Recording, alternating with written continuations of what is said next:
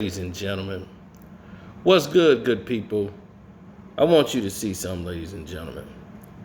Why is Stephen A. Smith getting a conversation chastised by Rich Paul? Who do you really work for? You see, this how this works. See how Mav Carter sit back and don't say nothing, knowing they gonna let the lapdog Rich Paul go out and do all the talking? So Stephen A. Smith exposed, he exposed all of the business.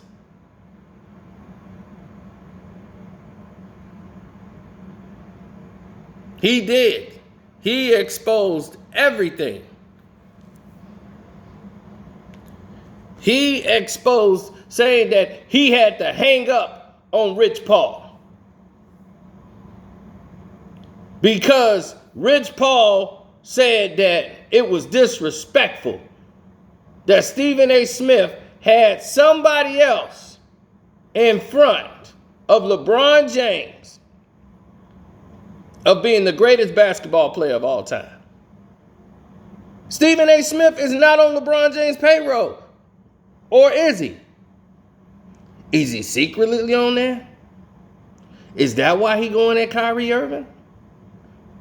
Open up the business, Rich Paul. Because something's going on if Rich Paul feels free to call you.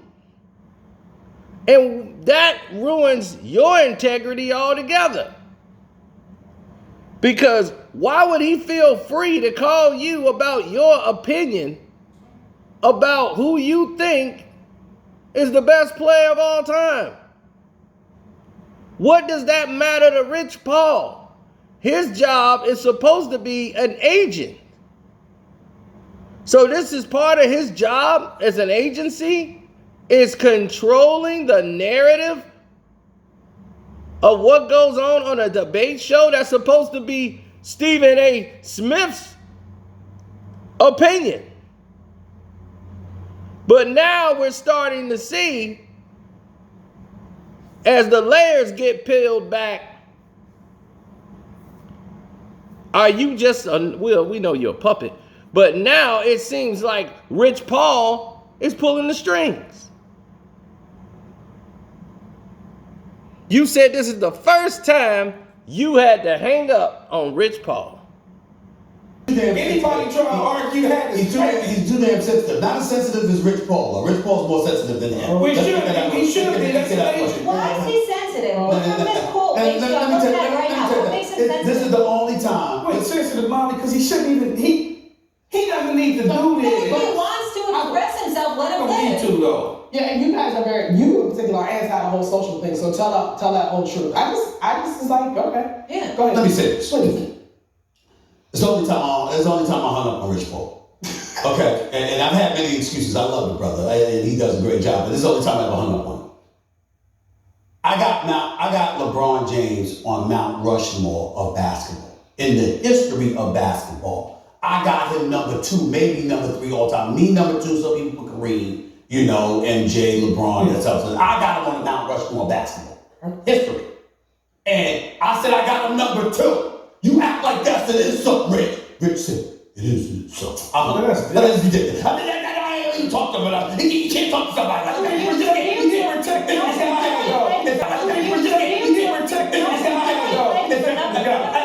you protect him? What he need protection from, that's the point. In the history of basketball, which started in 1946, and the NBA became the NBA in 1950, in the history of basketball, there's been one player we would put above LeBron James, and that's an insult. No, you got problems. You got problems, so Rich Paul needs therapy. That's bottom line. Now, you said Rich Paul need therapy. He's super sensitive. I know because he came out to this channel right here.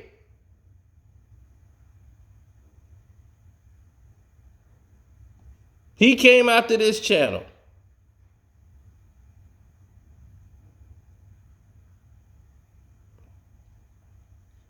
He came after this channel.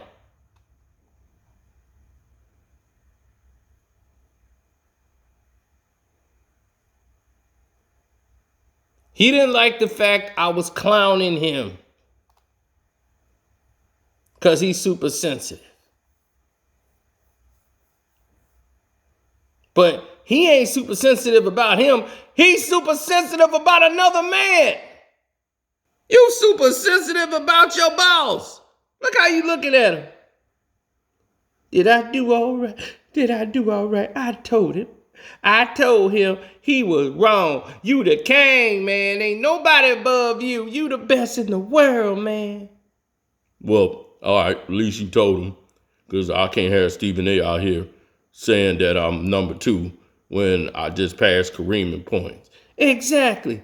You finna pass Kareem. How you gonna be number 2 if you pass Kareem? Ain't nobody did what you did ever in the game. Yep, that's right. I got a whole bunch of numbers. Got a whole bunch of stats. So that gotta make me the best because that's what defines the best, right? Stats. That's just preposterous. Michael Jordan didn't have all the stats. Michael Jordan wasn't number 1 in points, rebounds, or assists, but he was the GOAT.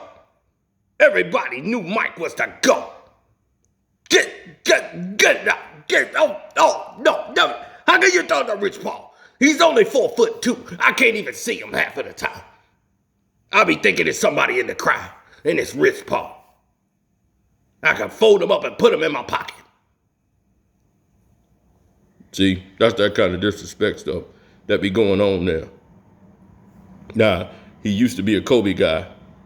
I don't know what happened, but he used to be a Kobe guy. Kobe Bean Bryant. Oh, now he was something special. Oh, Kobe. He was something special. Now he was something that was spectacular. But here's the big problem that everybody seemed to be missing.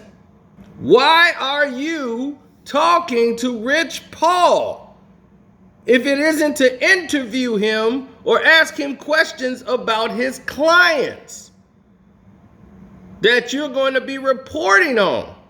Why are you talking to Rich Paul about who is the best player in the NBA? Why is he talking to you about that? Why is that a concern for Rich Paul? Because what this does is ruin your credibility, Stephen A.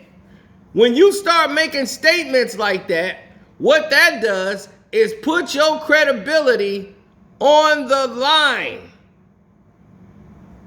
Your credibility is gone because you're sitting here letting LeBron James' agent, Rich Paul, talk to you about, and he's upset about who you selected as your personal opinion on who you think is the top players of all time in the NBA. Why does that matter to LeBron's agent?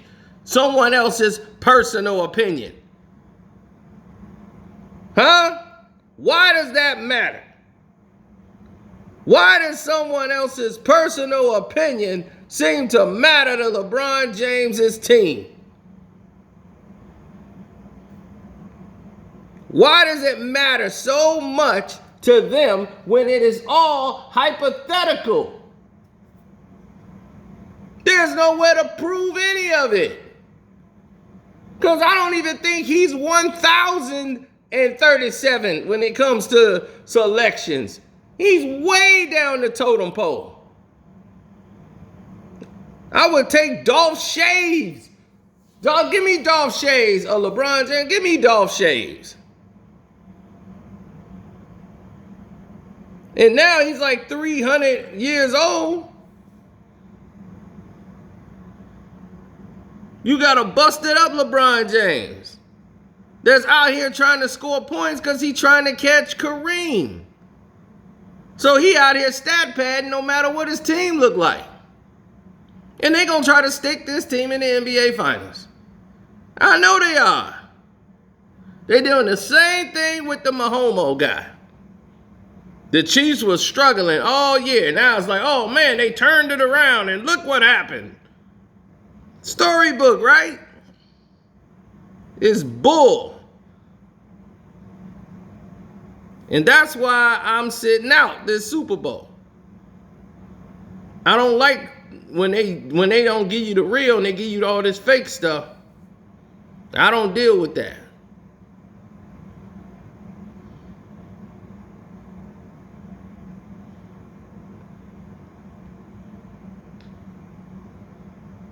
All this fake activity. Look at this. LeBron James always dealing with all this backdoor action. Always revolving around him.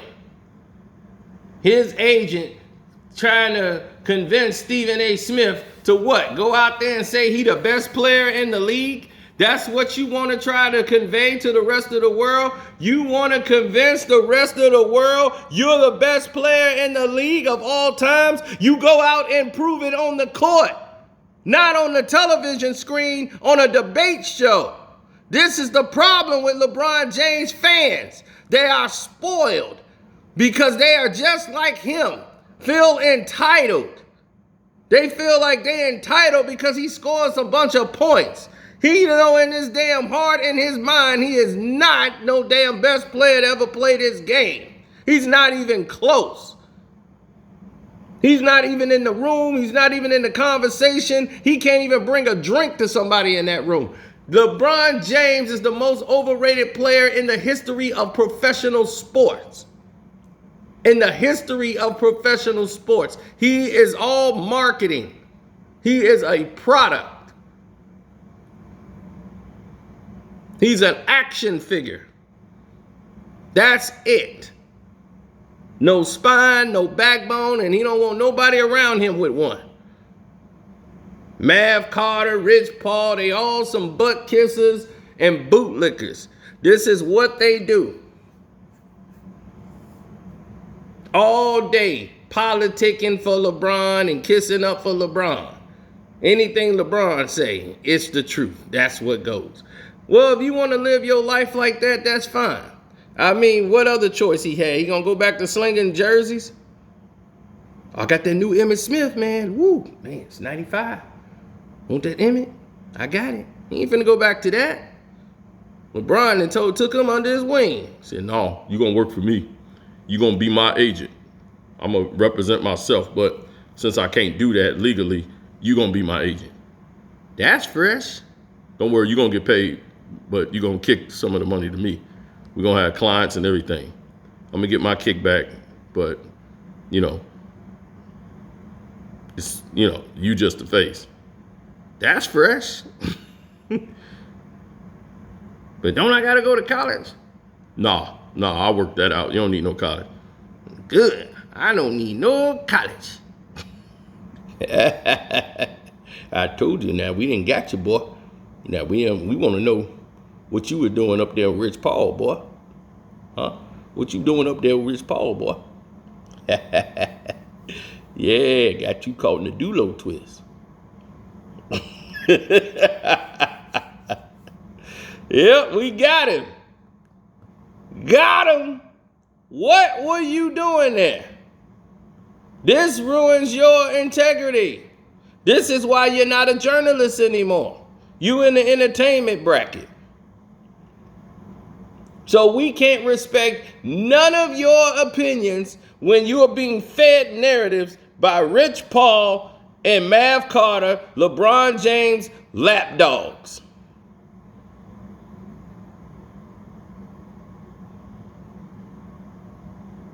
I'm going to be a Dodger fan now, even though I was a Cleveland Indian fan, but LeBron liked the Dodgers, so I'm going to just rock this Dodger hat because, LeBron liked them Dodgers, and, they pretty cool. Now I'm starting to really feel the Dodgers now. No spine, no backbone. And he also is the man with the most tightest pants. I've never seen skinny jeans that tight on a man. They should not be hugging men's booties. Sorry. I just don't believe skinny jeans was meant for men. And definitely not. He can't even sit down. I'll be like, how the hell you gonna sit down, Rich? I mean, Mav Carter, that is ridiculous. You got on booty huggers. And these are the people they talking about we need to look up to. This the new face. They out here doing the work. They ain't doing no damn work. Oh, look at them. Because they in entertainment. They got an entertainment division. They doing all this. They are puppets. Puppets. And they got Massa pulling the strings. And everybody know it. All these sports media people are scared to ask real questions to these athletes because they know they can't say it. They can't say nothing real about LeBron. Because if they say something real about LeBron, they gone.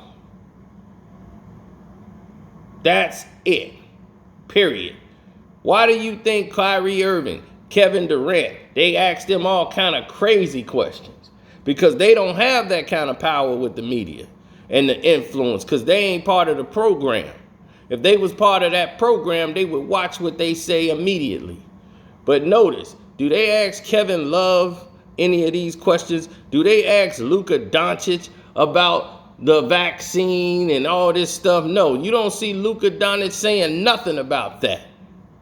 Now, why did I bring those two people up? Whoa, why? Because they're Caucasian? Well, do they ask the Joker about it? No. Why? Because he's Caucasian? Huh? Wow. Okay. That's incredible. We got Caucasian people out here. What, they can't get the virus? They can't answer any questions? You see how that works? You see how that narrative works, people? You see how they do you? You see how they do you? You see how they flip the script? Why they always got the camera and asking black athletes about the vax? Meanwhile, the other guy, they don't want those tough questions for them. Pay attention. Pay attention. Meanwhile, people like Russell Brand, who I like his channel, the celebrity Russell Brand, he gets 813,000 views. And this man can say the word coronavirus and tell you everything about it, and they do not take his video down. Why is that? Because he's got the connections. But didn't they say false medical anything, they taking it down? Right? They came out to my channel. I told people about what they were getting ready to tell you to do. I said, oh, well, you can't do this no more. And then they flagged that video. I was madder than hell. But yet, this dude is not saying no mix of words, nothing. He is saying the words exactly. And they are not flagging him or taking him down.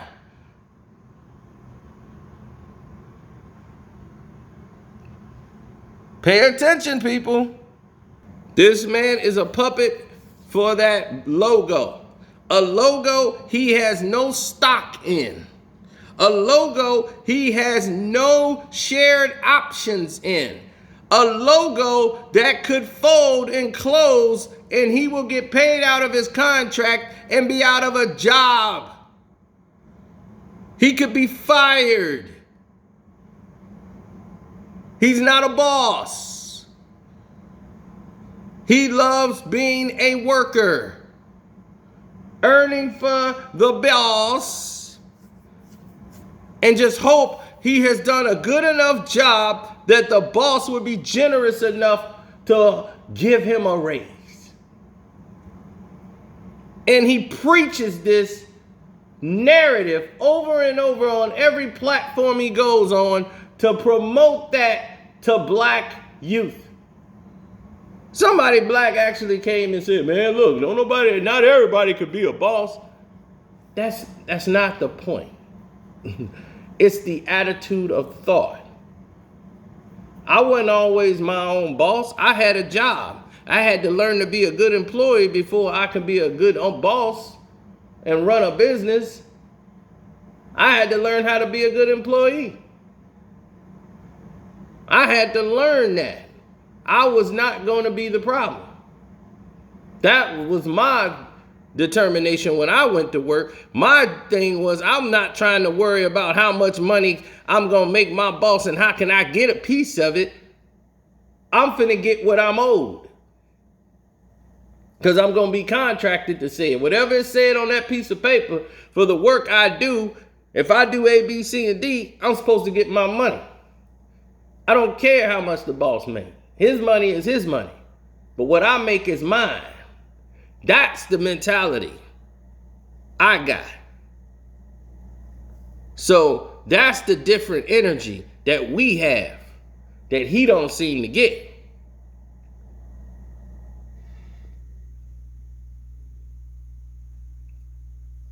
It's an attitude.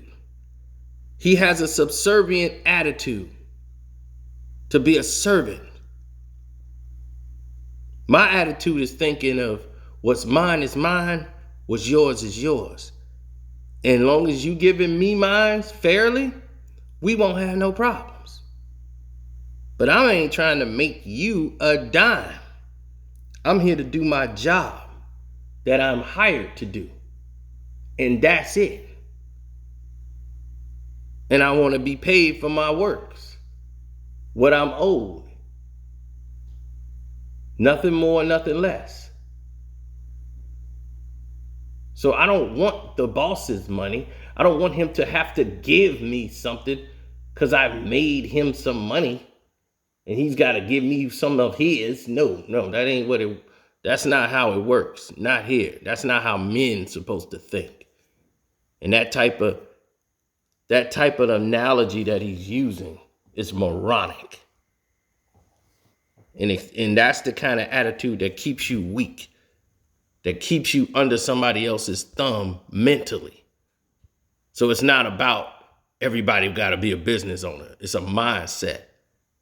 I didn't even have a company, but my mindset was one of a boss, of somebody who took care of his business, someone that says, hey, and then people was like, man, dog, you working with us. My mind wasn't there.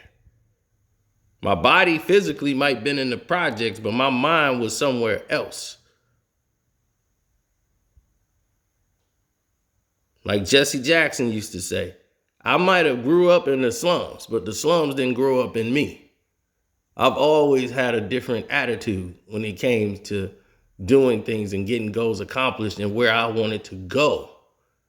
I wasn't comfortable with just living a standard life and a 9 to 5 and break my back till I can't go no more.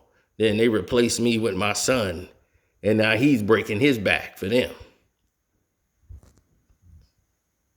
That's not how you get ahead in life. You just stand on the wheel, the hamster wheel. You got to break that cycle.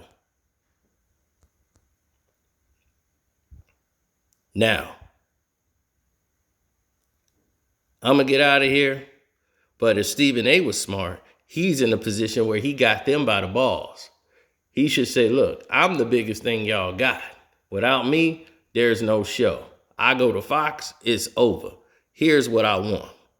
He don't have that in him. Because he remembered what happened last time. Oh, last time he threw me out. You in a much different situation and a position, sir. And you should know that. But you're too weak. You're weak-minded. You don't have the progressive thought process. When you was in there, you thinking how much money you could squeeze out of them. Instead of stock options. I'm gonna be like, I want part of stock in ESPN. If not, I'm going to Fox. Here's what else I want. I'll bring my radio station over here. I'll shut my station down and we'll get one on ESPN and do a radio show. But here's what I want. I got full ownership of this show.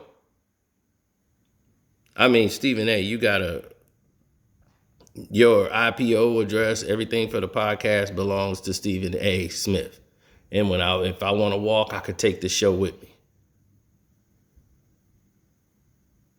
The Instagram, the Twitter, everything is mine. I can do what I want. Hit the like button too, by the way. Hit the like button, subscribe to the page if you're new here. Don't forget, this is real talk. Shouts out to at Kwame Brown Bust Life, at Self Talk, at Welcome to HDTV. Don't forget to subscribe here. Like button is free. My Cash App is Carcino if you want to donate to the page. I'm much happy and blessed that you people get to see this video and get to hear the truth about what's really going on out here in the world. Angela Stanton did a great video the other day with Kwame Brown, making some great insights to a lot of things that's going on, and she's active. She's out there. RZA's out there. All of these guys they're showing the work. They're actually putting their foot forward. They're going out to these places. They're flying out and they're going to City Hall. They're actually putting up the fight.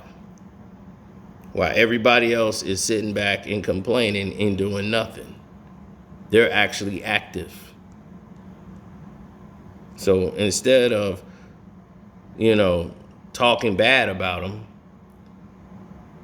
show your work.